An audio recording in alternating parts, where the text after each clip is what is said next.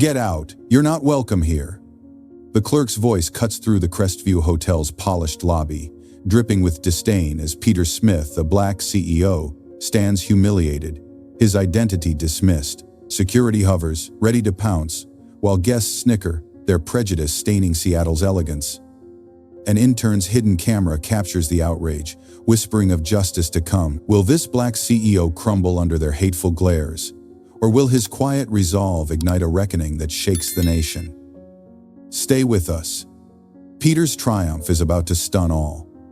Proving truth is mightier than scorn. The twilight of Seattle draped the city in a velvet glow, its wet pavement shimmering like a mirror beneath the Space Needle's watchful gaze. Peter Smith stepped from a dark SUV, his navy hoodie a humble cloak, his jeans whispering of a man who needed no fanfare. A black CEO, his heart carried the weight of Smith Ventures, a hospitality empire forged from grit and vision. His mission tonight was silent, sacred: to test the Crestview Hotel, a jewel he held with a 55% stake. "See the truth, Peter," his father had said, years ago over coffee, his voice a beacon through life's storms. That wisdom, a path to forge anew, guided him now.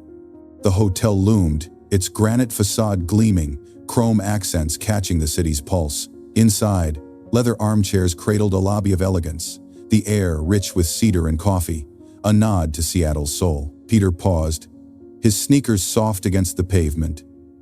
The distant hum of ferries a lullaby of home. His son, Jamal, had danced that morning, planning a community festival. His voice bright. "Dad, will you wear a flag pin for the parade?" Peter's smile lingered, a tender anchor as he faced the revolving doors. This was his creation, a dream of dignity. Yet the staff's fleeting glances hinted at shadows beneath the shine. "You built this, son," his father's words echoed, a mantra from nights spent scrubbing hospital floors as a youth.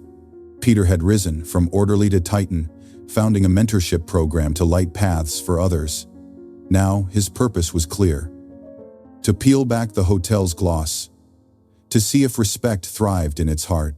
"Every guest deserves a welcome," he murmured, his voice low, resolute, a vow carved in his soul. The lobby's warmth was deceptive, its jazz a gentle hum, but Peter's eyes, sharp as a sentinel's, caught the undercurrent of judgment. His empire stood tall. Yet tonight, he was a stranger, testing the truth of his dream. The front desk beckoned, a stage for the drama to unfold. Peter approached, his emerald cufflinks glinting, a subtle nod to his stature. "Good evening," he said, his tone calm, measured, a bridge to what lay beyond. "I have a reservation for suite 1902. The words hung, a quiet challenge, as the clerk's gaze flickered, assessing. Peter's heart beat steady, his father's lessons a shield. Forge paths, not battles. Yet, the air tightened, a whisper of prejudice stirring, a test of the hotel's soul. This was no mere check-in. It was a quest for justice, a step toward a legacy unbroken. Seattle's heartbeat pulsed outside, coffee carts and festival drums weaving a tapestry of life. Peter stood, his hoodie a mantle of humility, his spirit a lighthouse in the gathering dusk. The hotel's elegance could not hide its truths, and Peter was ready to uncover them. What lay within these walls? What shadows would challenge his vision? His journey had begun, his resolve a flame no doubt could dim. A promise to Jamal, to his father, to himself. Before diving into the story, please clearly state your city or country of residence in the comments section. Your feedback is the driving force for our development. Best wishes, from Asia. Peter Smith's silent mission carried him through the Crestview Hotel's revolving doors, where the glow of Seattle's twilight faded into the polished sheen of granite and chrome. The transition was subtle, yet stark, like a melody shifting from hope to discord. As the lobby's elegance cloaked a brewing tension, Peter settled before the front desk, his navy hoodie a quiet defiance against the hotel's grandeur. The air, laced with cedar and coffee, hummed with soft jazz. But the warmth was a veneer, masking a chill of judgment. His emerald cufflinks glinted, a whisper of his authority, as he prepared to test the hotel's heart. Behind the counter stood Ryan, his blazer crisp, his smile a practiced mask. "Reservation?" he asked, his voice sharp, eyes flicking over Peter's jeans with a flicker of disdain. "Yes, Suite 1902 under Smith Ventures," Peter replied, his tone calm, steady, a bridge over Ryan's coldness. His words hung, but Ryan's fingers paused on the keyboard, his smirk a silent blade. "No ID, no entry," he said, his gaze lingering on Peter's hoodie.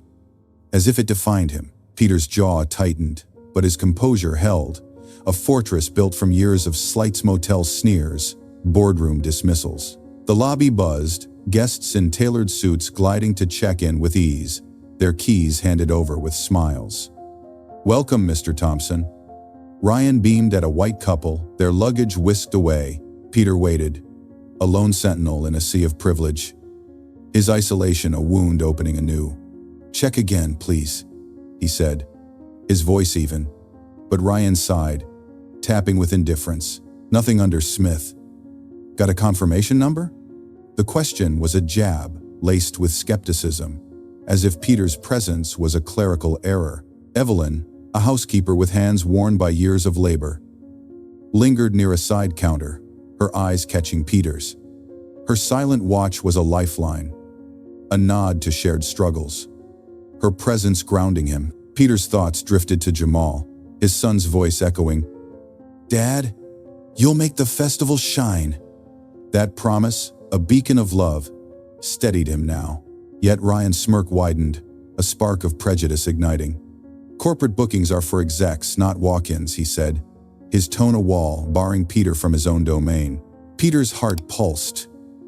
Memories of past battles surging snapped fingers in a roadside inn, a manager's polite rejection for not fitting the aesthetic. "I am the CEO," he said, his voice low, a quiet thunder. Ryan's eyes narrowed, his laugh a soft scoff, a dismissal that cut deeper than words. The lobby's jazz seemed to mock, its notes clashing with Peter's resolve.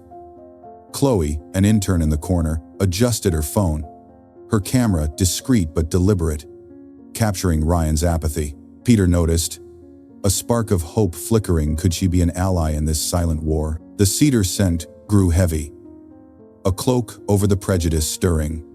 Guests glanced, their curiosity detached. As if Peter were a curiosity, not a king, he stood taller, his spine a pillar of grace, his eyes burning with purpose. "Check the corporate file," he said, his tone unwavering, a command cloaked in courtesy. Ryan's fingers hesitated, his confidence a fragile shell. This was no mere oversight. It was a test, a gauntlet thrown by a world that doubted his place. Peter was here for Jamal, for his father's legacy, for truth. Dear listeners, are you staying hydrated? 2 liters of water daily keeps your spirit as steadfast as Peter's. The sting of Ryan's dismissive smirk lingered in the Crestview Hotel's lobby, a wound that deepened as Peter Smith stood firm. His claim to be the CEO met with scorn. The transition was sharp, like a Seattle breeze turning to a biting gust. As the air thickened with prejudice, the hotel's granite sheen now a cold mirror to the escalating tension. Peter's navy hoodie, a humble mantle, contrasted with the lobby's chrome elegance, his emerald cufflinks a quiet testament to his authority. The cedar-scented air, once inviting, grew heavy, the soft jazz a mocking undertone to the injustice unfolding. Ryan's fingers froze on the keyboard, his scoff echoing. "CEO?" "Sure," he muttered, his voice a blade of disbelief. He reached beneath the desk, pressing a call button with a practiced flick. "Just a moment," he said, his eyes darting away, signaling trouble. Peter's heart pulsed, but his stance remained steady, a lighthouse against the gathering storm. The lobby shifted, guests in tailored suits glancing over, their whispers a chorus of curiosity.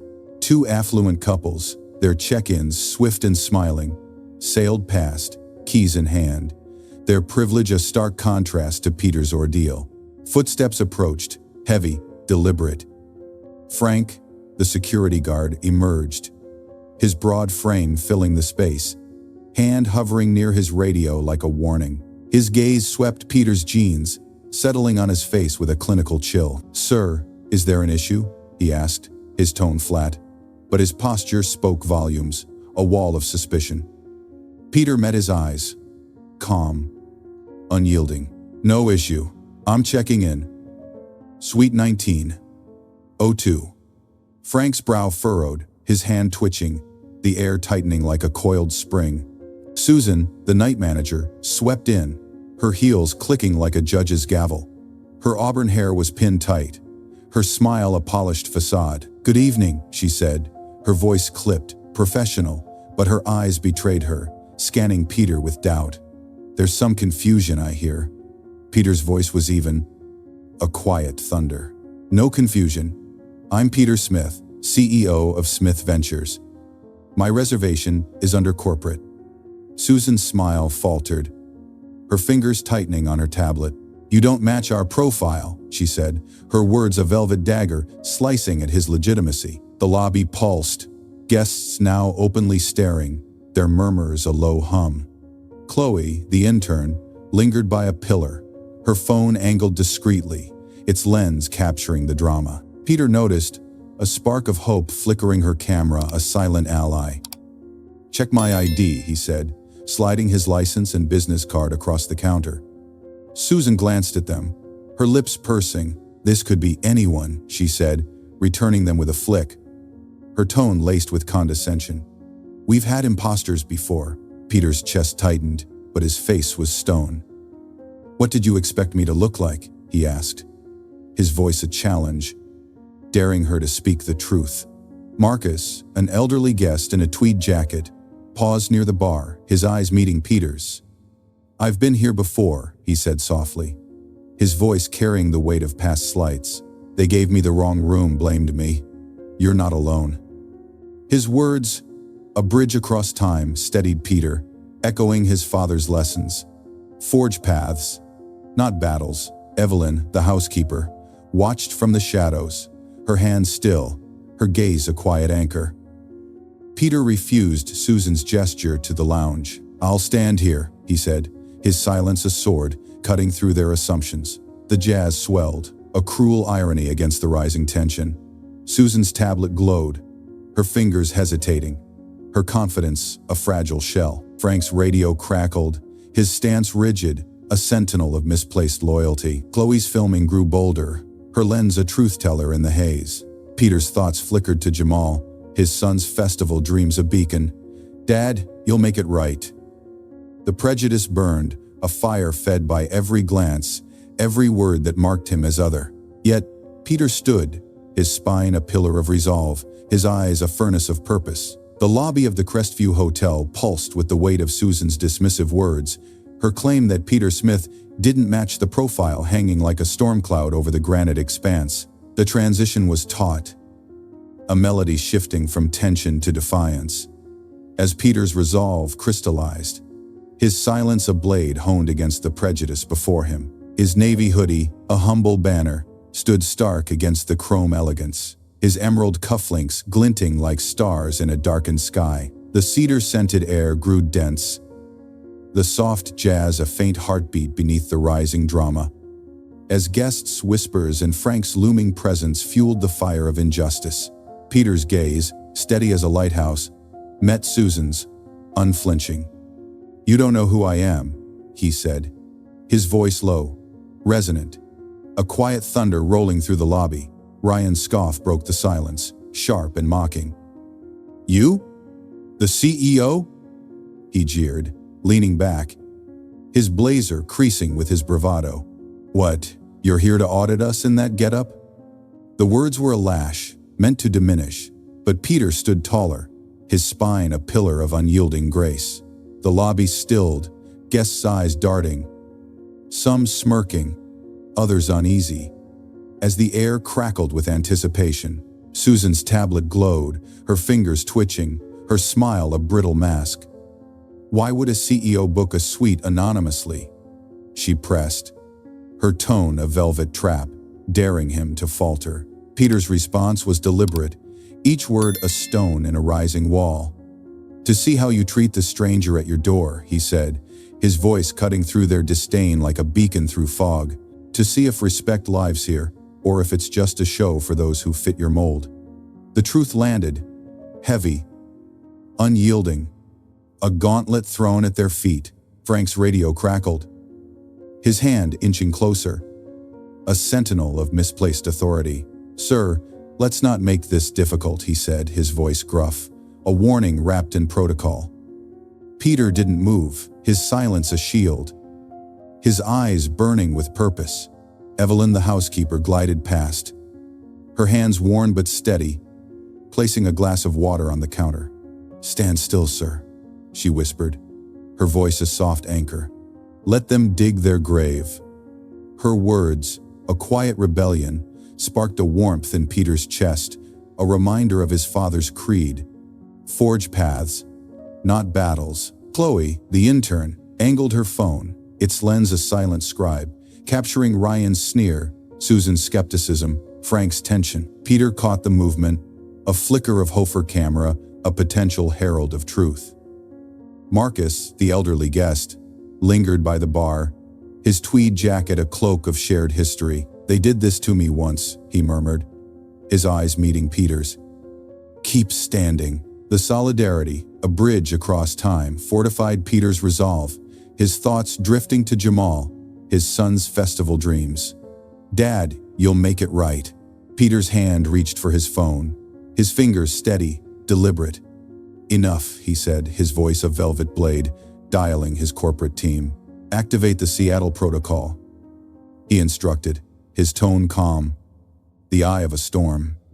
The call ended with a soft click, a clarion that shifted the lobby's pulse. Susan's tablet slipped slightly in her grip, her confidence fracturing. Ryan's smirk wavered, his eyes darting to Frank, who stood rigid, uncertain. Guests leaned closer, their whispers a low hum, sensing a reckoning brewing beneath the jazz's gentle notes. The chandeliers cast prisms, a crown of light above Peter's head, his silence now a thunderous force. Evelyn's gaze held steady, a quiet vow of support. Chloe's filming grew bolder, her lens a truth-teller in the haze. Peter's heart beat with purpose, his father's words echoing. "Build a better door." This was no mere standoff. It was a battle for dignity, a test of the hotel's soul. "You'll see," he thought, his eyes narrowing, his spirit a lighthouse unbowed by the gale. The staff's assumptions were crumbling, and Peter was ready to let truth rise. Dear listeners, are you resting well? 7 to 8 hours of sleep keeps your heart as resolute as Peter's. Peter Smith's strategic silence had turned the Crestview Hotel's lobby into a crucible, his call to activate the Seattle protocol, a spark that promised to ignite truth. The transition was seismic, like a quiet tide surging into a tempest. As the air crackled with the weight of impending justice, Peter stood resolute, his navy hoodie a defiant emblem, his emerald cufflinks glinting like beacons in the storm. The cedar-scented lobby, with its granite sheen and chrome elegance, seemed to shrink under the gravity of his presence. Susan's faltering smile, Ryan's wavering smirk, and Frank's rigid stance were shadows against Peter's unyielding light. As guests' whispers and the jazz's soft pulse faded into a tense hush, the glass doors parted, and 2 figures entered, their arrival a thunderclap that silenced the room. David, broad-shouldered in a navy overcoat, carried a leather folder, his gaze sweeping the lobby like a general surveying a battlefield. Nathan, leaner, in a charcoal suit with a Bluetooth earpiece, moved with surgical precision, a tablet glowing in his hand. "Peter," David said, his voice a low anchor, nodding once. Peter's eyes met his. Calm, commanding. "They're ready," Nathan added, his tone clipped, authoritative. The lobby froze, Susan's tablet slipping in her grip, Ryan's hands trembling. Frank's radio silent, as Chloe's camera, discreet but steady, captured the shift. David stepped forward, his folder opening to reveal a memo, its words a guillotine poised to fall. 3 weeks ago, he began, his voice resonant, deliberate. Smith Ventures issued an audit notice. Peter Smith, CEO, would visit incognito. All staff were to treat every guest as if they were him. The memo landed on the counter, a verdict etched in ink. Nathan tapped his tablet, and the lobby's screen flickered, security footage blooming into view. Ryan's sneer as Peter approached, Frank's threatening stance, Susan's dismissive flick of Peter's ID. The images spoke louder than words. A courtroom of truth unveiled. Susan's face strained, her voice thin. "We didn't know," she stammered. But Peter's gaze cut through her excuse. "You didn't ask," he said, his voice low, lethal, each syllable a stone hurled at their prejudice. "You saw a threat, not a person." The words hung, heavy, unyielding, as guests gasped, their festival plans forgotten. Evelyn, the housekeeper, stood by the side counter, her nod a quiet triumph. Her eyes, reflecting years of unseen slights. Marcus, the elderly guest, watched with pride, his tweed jacket a mantle of shared resilience. David's voice rose, a hammer striking iron. "Susan, you're suspended, effective immediately pending review." Ryan, 30-day probation with mandatory retraining. Frank, you're reassigned for sensitivity training. The pronouncements landed like lightning, shattering the staff's bravado. Ryan's shoulders sagged, his smirk gone, shame blooming in his eyes. Frank stepped back, his radio a useless relic. Susan's tablet clattered to the counter, her authority crumbling like ash. Chloe's camera zoomed, her footage a digital witness, and Nathan requested it with a nod. "Send it to corporate," he said, his tone final. Peter addressed the staff, his voice a lighthouse piercing the fog. "This hotel was built on respect," he said, his words measured, searing. "You failed not just me but every guest who walks through these doors." The lobby pulsed, the chandeliers casting prisms like a crown above him. Evelyn's hands stilled, her presence a silent vow. Marcus's eyes gleamed, his past battles mirrored in Peter's stand. Chloe lowered her phone, her courage a spark kindled by truth. The footage, a silent indictment, promised to ripple beyond these walls. A reckoning for all who saw it. Peter's thoughts flickered to Jamal, his son's festival dreams a beacon. "Dad, you'll make it right." The pain of their prejudice, a wound etched deep, now fueled his purpose. "You judged in seconds," he said, his voice a quiet fire. "That's your failure, not mine." The staff stood mute, their assumptions laid bare, the lobby a stage where truth had claimed its due. Peter's resolve burned, a flame no scorn could douse, his father's mantra echoing, "Forge paths, not battles." The reckoning had begun, and justice would not waver. The reckoning in the Crestview Hotel's lobby left a seismic echo. Susan's suspension and Ryan's shame, a prelude to a deeper transformation under Peter Smith's unyielding gaze. The transition was resolute, like a storm clearing to reveal a dawn of renewal. As Peter's vision for justice took root, his navy hoodie a symbol of steadfast purpose, the lobby's granite sheen and chrome elegance, once a stage for prejudice, now stood as a canvas for change, the cedar-scented air carrying a promise of redemption. Guests' whispers faded, the jazz's soft pulse a quiet heartbeat, as the weight of truth settled, paving the way for a cultural rebirth. In the staff conference room, Peter stood before a hushed assembly, his emerald cufflinks catching the light like beacons of hope. "This hotel," he began, his voice steady, resonant, a lighthouse piercing the fog, "was built on respect, not assumptions." The words landed, heavy, unyielding, as staff shifted in their seats, some eyes downcast, others lifted with cautious resolve. David and Nathan flanked him, their presence a silent endorsement, tablets glowing with plans for reform. "Bias training begins tomorrow," Peter declared, his tone a forge shaping steel. "Every employee, from concierge to corporate, will learn to see people, not profiles." Ryan, his face pale, sat rigid, The sting of probation, a wound still raw. "I didn't mean to disrespect," he murmured, his voice trembling. A plea for absolution. Peter's gaze softened, but his words were firm. "Intent doesn't erase harm," he said, a quiet thunder. "Earn your place by changing, not explaining." Ryan nodded, shame giving way to a flicker of determination, a subplot of redemption taking root. Evelyn, the housekeeper, stood by the door, her hands worn but steady. Her nod a quiet triumph.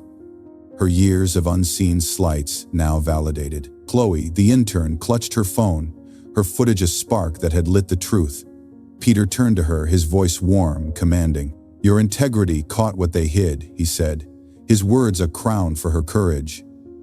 "Join my team, Chloe. Help us audit guest experiences. Ensure this never happens again." Chloe's eyes widened, her shoulders straightening. A spark of purpose kindled. Her promotion, a beacon of hope, drew murmurs of awe. Her courage a testament to the power of truth. Her arc a bridge to a brighter future. Aisha, Marcus's niece and a new hire, sat in the back, her service badge gleaming, her eyes bright with newfound resolve. "I was scared to speak," she whispered to Marcus later.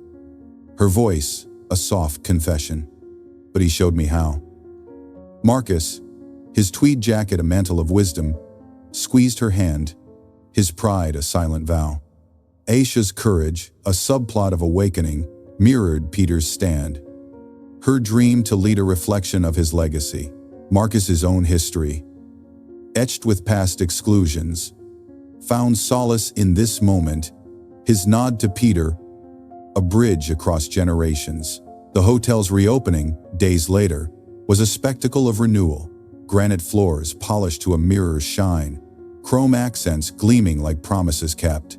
A new ethos of respect drew crowds, guests marveling at staff who greeted all with warmth, no matter their attire. Peter's note, pinned to the lobby board, "See people, not profiles," became a mantra, etched into training manuals. A policy born of pain.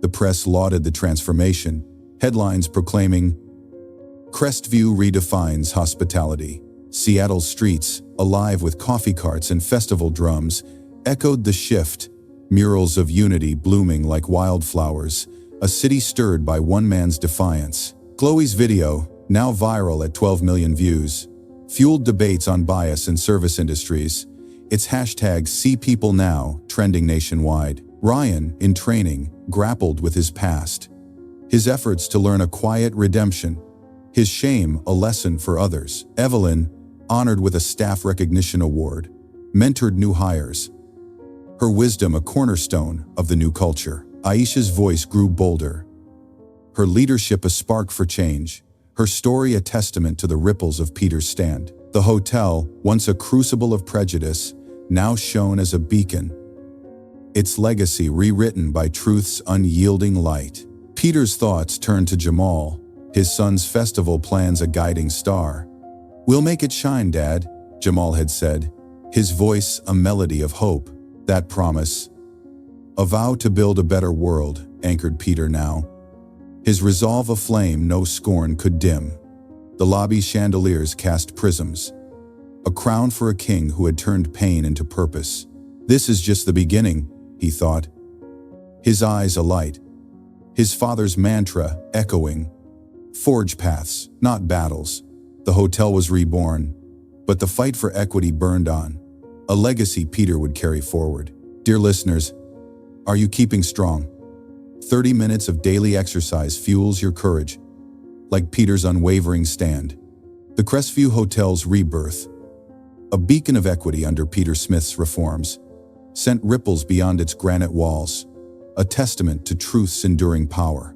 The transition was luminous, like a Seattle dawn breaking through a storm, as Peter's triumph as a Black CEO took root, his vision reshaping not just a hotel, but a city's soul.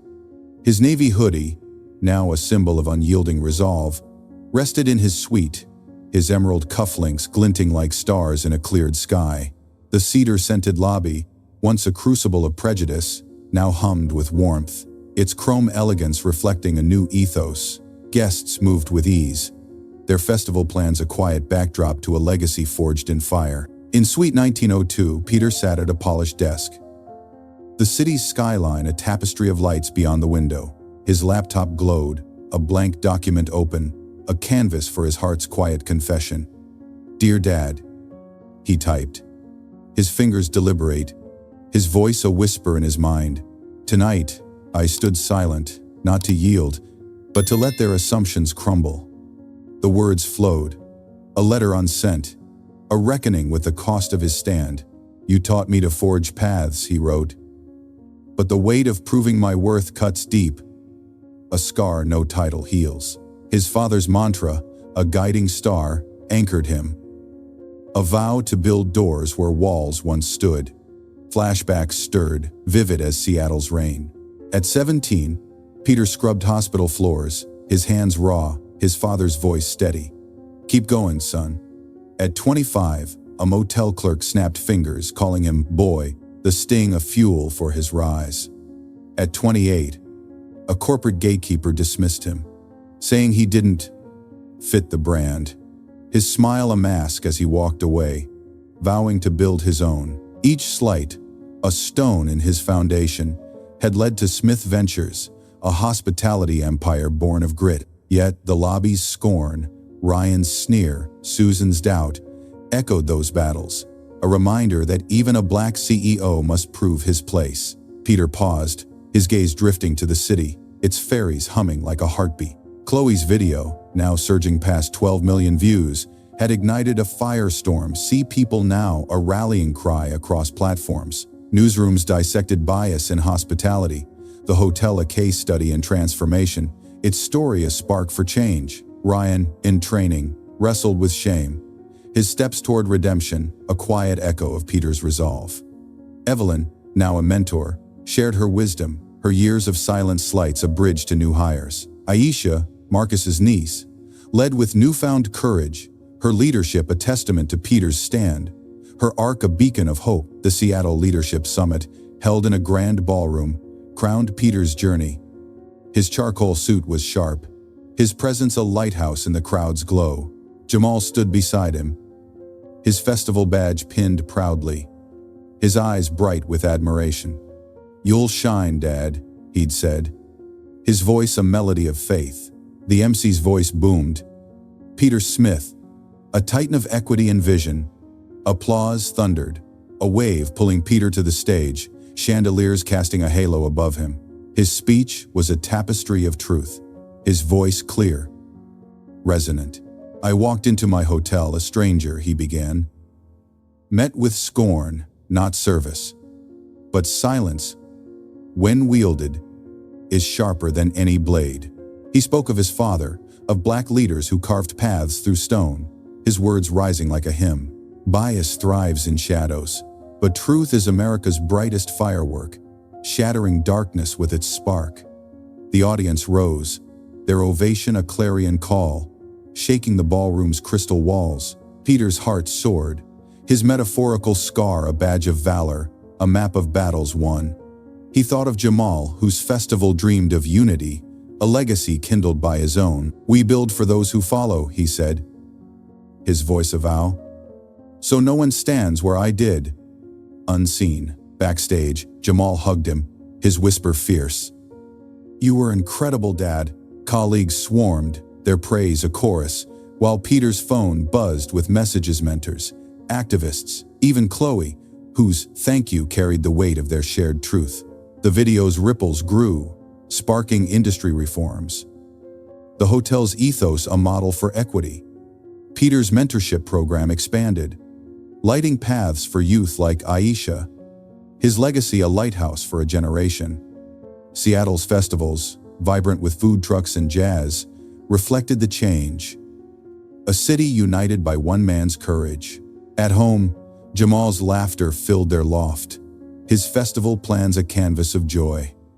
Peter volunteered, his hands steady, his spirit light. "We'll make it shine," Jamal said, pinning a flag badge to Peter's shirt.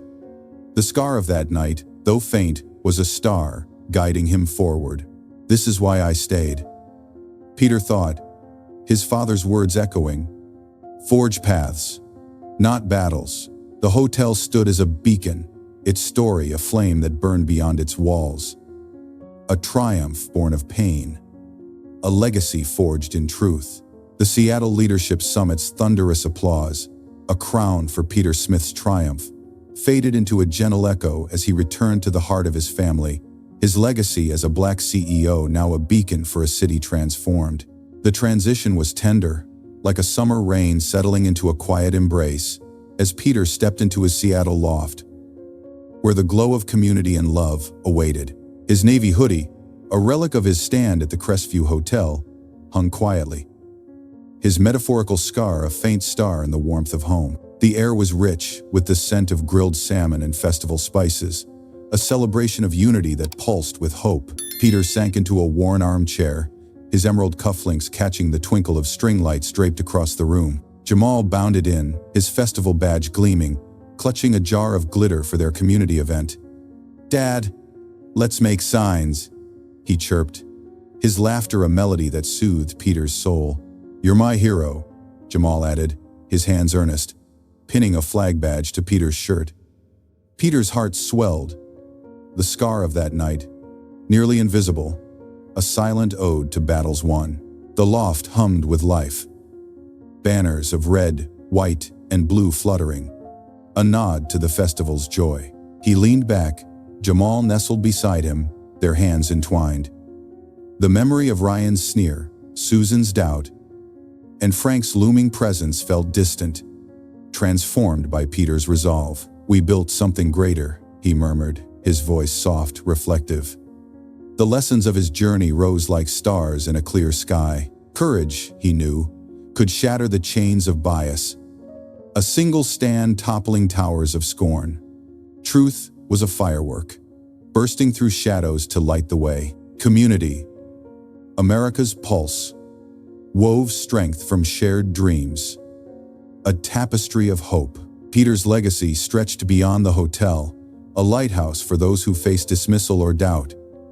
He envisioned Jamal leading with the same fire, his son's festival a spark for unity. The community event, with its jazz bands and diverse crowds, was a canvas for change.